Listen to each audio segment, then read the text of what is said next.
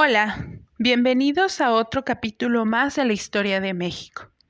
En esta ocasión, nosotros veremos la reforma liberal y el porfiriato. Comenzamos. Vamos a empezar con la reforma liberal. Esta reforma liberal va a dar inicio con la llamada Revolución de Ayutla o Plan de Ayutla, que era el plan liberal contra el régimen de Santa Anna, con las proclamas de régimen federalista, gobierno representativo, libertades, gobierno republicano y obviamente un Congreso liberal. Este plan de Ayutla trajo como consecuencia la adscripción de un proyecto liberal. Este proyecto liberal consistía en las leyes de reforma y la Constitución de 1857. Todo esto bajo el liderazgo de Ignacio Comonfort. Estas leyes de reforma o reformas liberales ayudaron a hacer una reestructuración económica y política en la nación. Lo que pretendían principalmente era que hubiese una separación entre la Iglesia y el Estado, que los bienes del clero se nacionalizaran o se hicieran de la nación, no fueran capital privado. Se instauró el matrimonio civil y se hizo la secularización de los cementerios.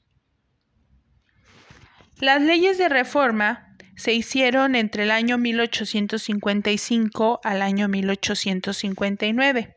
Su objetivo principal era destituir los bienes inmuebles del clero, así como reducir su poder económico y su influencia. Dentro de estas leyes tenemos, por ejemplo, la ley de Juárez, bajo el liderazgo de Benito Juárez, que consistía en quitar el fuero a los eclesiásticos y a los militares, es decir, quitarle privilegios. La ley Lerdo de Tejada, que quería o que buscaba desamortizar los bienes inmuebles a las corporaciones eclesiásticas y civiles, instituir lo que era el latifundio laico y expropiar las tierras a los campesinos.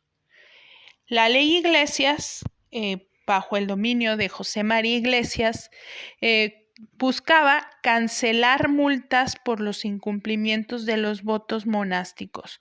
Como se ve, todas estas leyes buscaban quitarle privilegios al clero y a la milicia.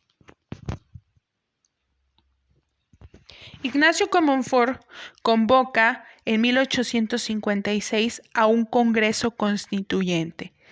Este Congreso Constituyente iba a ser un proyecto liberal, pero este Congreso Constituyente vamos a ver que se va a polarizar en dos grupos, el grupo de los liberales moderados y el grupo de los liberales puros. El grupo de los liberales moderados buscaba restablecer la Constitución de 1824 y también buscaba que hubiese una conciliación entre la Iglesia y el Estado. ¿Sí? No un divorcio, sino una conciliación. Los liberales puros, en cambio, buscaban que el Estado fuera totalmente laico, sin la intervención de la Iglesia, que se le desamortizaran los bienes al clero y se abolieran los fueros a la milicia y al clero. Obviamente, dos proyectos totalmente diferentes. Intelectuales liberales como Benito Juárez, Miguel Lerdo de Tejada y Ponciano Arriaga elaboraron la Constitución de 1857.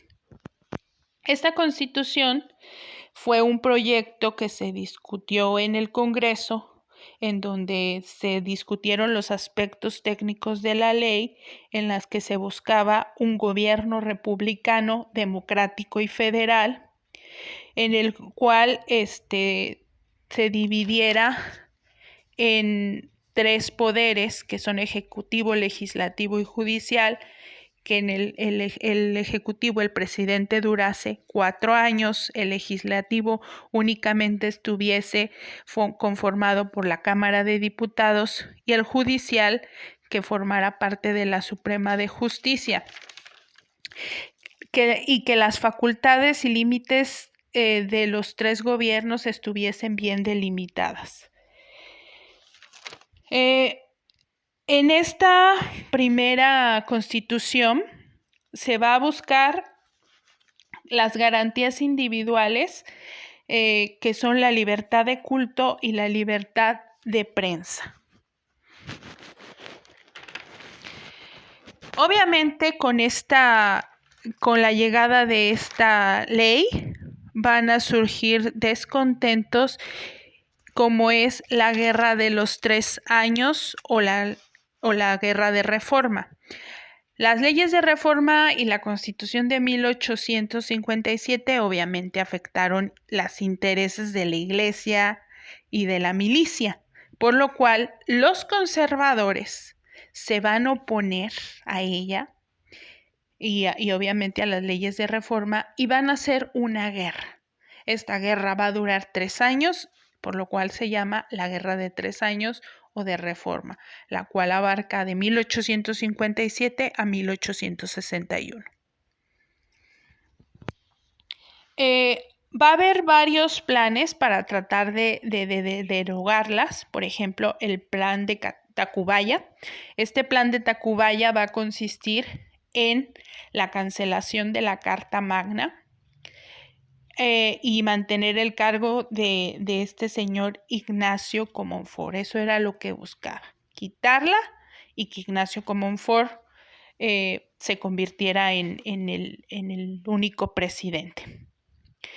Para ello se hace el famoso Tratado Maclane-Ocampo, que era un acuerdo entre México y Estados Unidos, en el cual Estados Unidos apoyaba a la causa liberal a cambio de libre tránsito por el Istmo de Tehuantepec a Estados Unidos. El gobierno de Benito Juárez estuvo conformado por muchos eventos importantes. Primero, uno de ellos fue la segunda intervención francesa. Por segunda vez, Francia entra a México y obviamente busca a través de su imperialismo expandirse. Hay 3 causas principales por las cuales se da la intervención francesa. Unas son internas, o sea, exclusivas de México, y otras se dan de manera externa.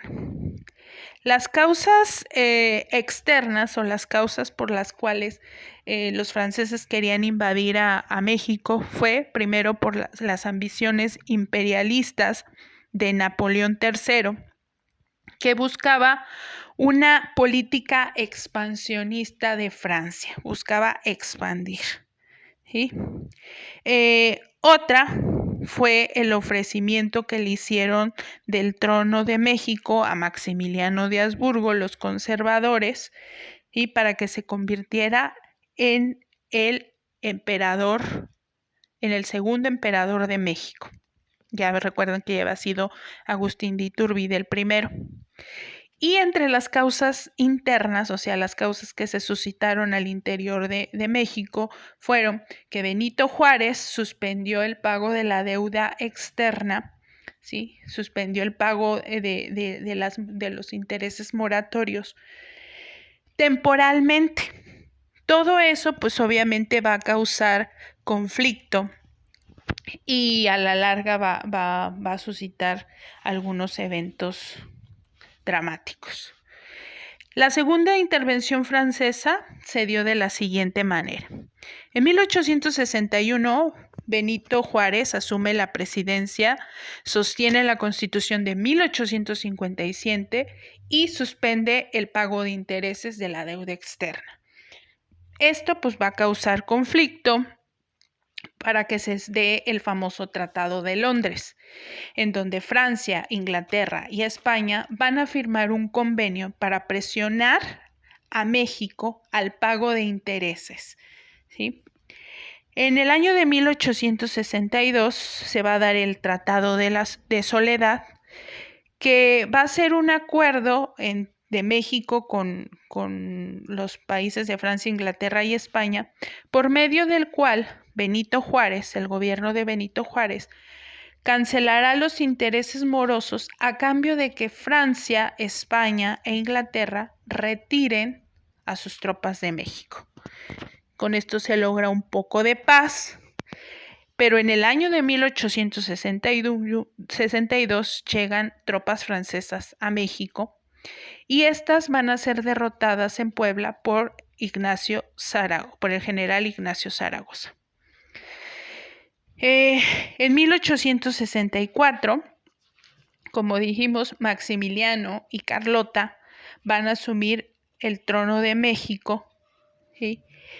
Dado por la Junta de Notables, que son los conservadores, y él va a asumir una política liberal, en la cual él menciona, él va a respetar las leyes de reforma, va a continuar con la expropiación de los bienes al clero y va a fomentar la libertad religiosa, cosa que no le pareció ni le gustó a los liberales. En 1865 se va a dar la famosa Guerra de Secesión en Estados Unidos, en donde Estados Unidos le va a lanzar un ultimátum a Francia, exigiéndose que le salga de México. Estados Unidos no reconoce a Maximiliano como emperador y va a respaldar a Benito Juárez. En el año de 1866, en Europa se va a suscitar la Guerra Austro-Prusiana, en donde los alemanes amenazan con invadir a Francia y esto obviamente va a devolver a las tropas a Francia, de México a Francia. En 1867 se va a dar el famoso sitio de Querétaro, en el cual Maximiliano se va a rendir en la ciudad de Querétaro, va a ser procesado por el general Mariano Escobedo. En el mismo año de 1867 se va a dar el fusilamiento de Maximiliano en el famoso Cerro de las Campanas, junto a sus manos derecha Miguel Miramón y Tomás Mejía.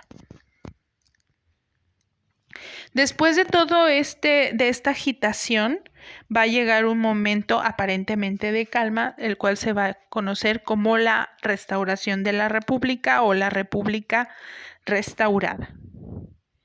En esta destacan el gobierno de dos presidentes, Benito Juárez y Sebastián Lerdo de Tejada. Benito Juárez asumió el político militar en México y vamos a ver que se busca que el bando liberal recupere el poder, se refrende el proyecto liberal, el Estado laico, la República Federal, se hace un estado de pacificación entre los poderes federal, ejecutivo, etcétera. Y comienza un periodo de modernización de México. Todo esto con un modelo positivista.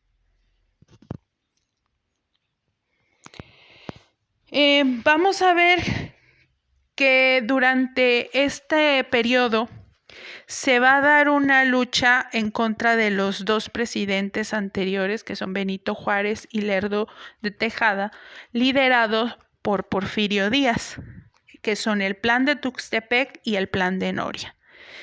Para impedir que estos fuesen a reelegirse o fueran a asumir el poder por segunda vez, se hace el Plan de Tuxtepec en contra de la reelección de Lerdo de Tejada y obviamente que también buscaba la desaparición del Senado, y el Plan de Noria en contra de Benito Juárez para que no contendiera por una nueva reelección. El plan de Tuxtepec lleva al poder a Porfirio Díaz, ¿sí? Y entonces vamos a ver que inicia una nueva etapa que se conoce como el Porfiriato. El Porfiriato es una etapa que dura de 1876 a 1910. ¿Sí? Es una etapa en la que el general Porfirio Díaz busca un esfuerzo por la pacificación del país, el cual se denomina la paz porfirista. Esta paz porfirista, bajo el lema de orden y progreso, buscaba la pacificación del país a través de la reelección constante y de la represión. Esta represión buscaba el control, pero también la conciliación con ciertos grupos de poder. Entre los mecanismos de represión política y social, pues tenemos el control de la prensa. En cuestión a lo social, que iban en contra de la masa obrera y campesina, pues tenemos la hacienda porfirista. También buscaba la centralización del poder, con un solo mando militar y a través de un sistema de leva, en el cual consistía en engrosar los ejércitos con la milicia.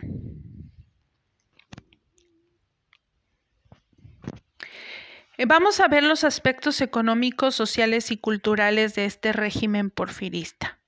En cuestión a la economía en el porfiriato, Porfirio Díaz se caracterizó por siempre buscar lo de afuera, lo foráneo, lo europeo, ¿sí? Entonces él empezó utilizando un modelo tecnológico foráneo, lo que hizo que se modernizara la industrialización y mejorara la minería, la industria, el petróleo, la industria hidroeléctrica.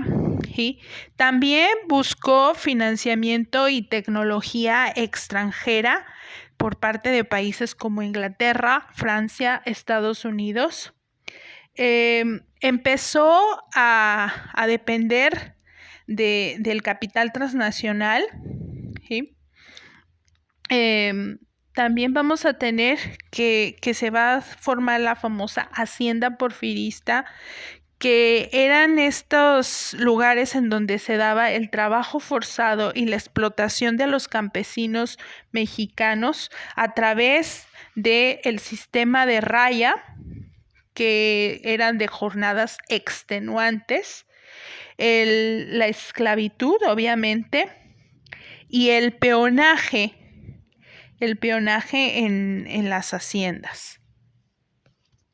En cuestión a los latifundios, empezó a formar o querer formar un sistema de latifundios que esto va a causar un descontento tremendo, despojando de sus tierras a los campesinos y convirtiéndolos en grandes latifundios. Otra situación que va a suscitarse o va a causar estragos en la economía va a ser la represión de las huelgas, que pues como ya sabemos el gobierno de Porfirio Díaz se caracterizó por ser represivo. En cuestión a la cultura porfirista, nosotros vamos a tener que, bueno, ya sabemos que Porfirio Díaz era un adorador de Francia, entonces vamos a ver que la moda y que la influencia que va a tener la arquitectura, la cultura, las esculturas, van a ser totalmente francesas. En cuestión a arquitectura, se caracteriza por suntuosos edificios y el desarrollo del urbanismo. En cuestión a la educación, vamos a tener una educación positivista. Se va a fundar la Universidad de México por Justo Sierra. Y en cuestión a literatura, va a pegarse, bueno, en ese momento en Latinoamérica estaba la corriente denominada el modernismo.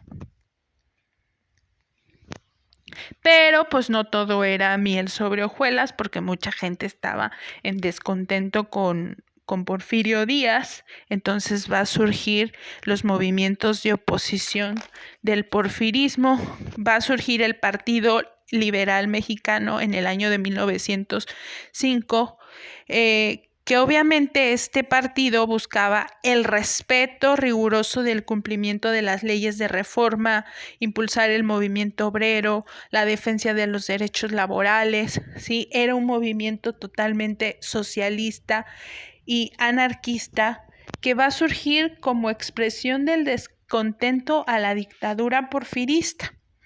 Otra son las famosas huelgas que vamos a ver, entre ellas destaca la famosa huelga de Cananea y la huelga de Río Bravo, que se van a convertir en los antecedentes del otro movimiento que es la Revolución Mexicana.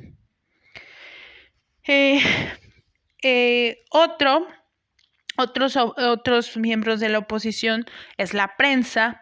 Entre ellos tenemos a los periódicos El Hijo del Ahuizote y Regeneración, que van a ser acérrimos críticos contra las políticas porfiristas, que van a denunciar a través de sus publicaciones los abusos de Porfirio Díaz. Y pues obviamente también tenemos el Club Liberal, que es liderado por Camilo Arriaga, que es un movimiento de oposición. El fin del porfiriato se avecina con varios acontecimientos. El primero es la entrevista a Díaz-Crellman, es decir, la entrevista que hace Porfirio Díaz al periodista estadounidense, en donde él da sus intenciones de retirarse del mando presidencial. Esto va a hacer que surjan partidos de oposición. Entre ellos van a surgir dos bien importantes, que son el antirreeleccionista y el nacionalista democrático. El porfiriato avecina su término con el famoso Plan de San Luis, que va a dar el estallido de la Revolución Mexicana. En él, bajo el lema de sufragio efectivo, no reelección, hecho por Madero, se va a buscar que ya no se reelija el presidente Porfirio Díaz. Gracias.